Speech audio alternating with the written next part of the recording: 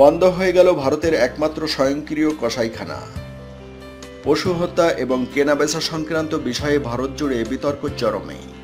তারই জের ধরে কমে গেছে মহিষের সরবরাহ, আর সেজন্যই কার্যত বন্ধ হয়ে গেল কলকাতায় থাকা ভারতের প্রথম সম্পূর্ণ স্বয়ংক্রিয় কসাইখানা। কলকাতা পৌরসভার সঙ্গে আলোচনার পর বন্ধ করে দেওয়া হয়েছে ট্যাংরার ওই কসাইখানা। সম্প্রতি উত্তরপ্রদেশ, বিহার, পাঞ্জাব, হরিয়ানা থেকে গবাদি পশুর সরবরাহ কমে গেছে। পৌরসভার স্বাস্থ্য বিভাগের দেওয়া তথ্য অনুযায়ী প্রত্যেক দিন এই কসাইখানায় 800 মোষের সরবরাহ ছিল, কিন্তু গত কয়েক মাসে দিনে 200 করে কমেছে সেই সংখ্যা।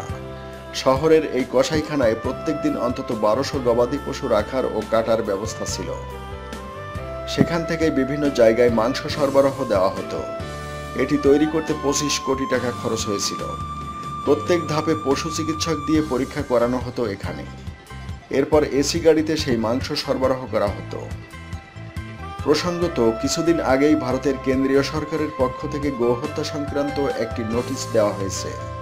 খোলা বাজারে যেসব গরু বিক্রি করা হচ্ছে তাদের যেন হত্যার জন্য বিক্রি করা না হয়। সম্প্রতি কেন্দ্রীয় সরকারের পরিবেশ মন্ত্রণালয়ের পক্ষ থেকে এক নোটিশ দিয়ে এই গুরুত্বপূর্ণ ঘোষণা করা হয়েছে। এই নিয়মের আওতায় শুধু গরু নয়, ষাঁড়, উট সবকিছুকেই ধরা হয়েছে। কেবলমাত্র চাষের কাজেই গরু ব্যবহার করা যাবে বলে এই নির্দেশিকা দেওয়া হয়েছে।